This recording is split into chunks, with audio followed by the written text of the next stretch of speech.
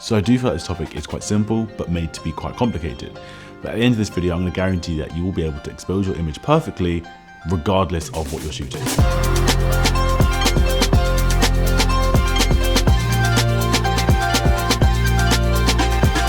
So one of the trickier things you need to think about when you are shooting in a log format is your exposure. You need to be careful not to overexpose, not to underexpose, and just trying to get the perfect exposure. Now, this process can be made simpler when you use an external monitor that has exposure tools like a waveform or false color, but unfortunately on most mirrorless cameras anyway, you don't really have these tools built into the camera.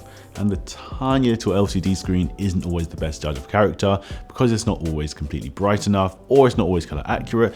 It's just generally not the best for exposing your image just because it is so small and the exposure tools are very limited. So this is where the metering mode comes in. You've probably seen it. It's the small section at the bottom of your screen that tells you these numbers on a scale of -2 to +2. It essentially takes the average exposure of your image and places it on a scale of exposure. So this method works great, but it does need a bit of fine tuning, because what it does by default is take an average of the whole image and then give you an exposure reading based on that whole image.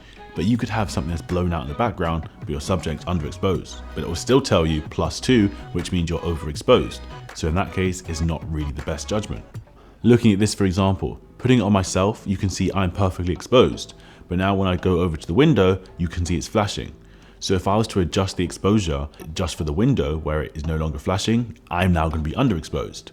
So you can see it kind of has its flaws, but this is how you fix it. So in your exposure menu, you want to go down to the metering mode and change it to spot focus. Now, wherever it is you're focusing is exactly where the metering mode will read. So if you want to find the perfect exposure for your subject, all you need to do is move the focus box to the relevant place, adjust the exposure accordingly, and there you are, a perfectly exposed image. This of course is still relying on your camera's metering mode and your automatic judgment, but in a pinch this does work a lot better than relying on just the screen. If you have an external monitor, that will obviously trump this by using that bigger screen, having it probably brighter as well as being larger so you can see the screen better, and you have the external tools like the waveform and false color. But in a pinch, this does do the trick. So yeah, that's pretty much it. So if you have got a lesson, laugh, or light bulb moment from this video, I'd really appreciate if you got a like down below. And if you're feeling extra nice, hit the subscribe button. But that being said, I will catch you in the next one. See ya.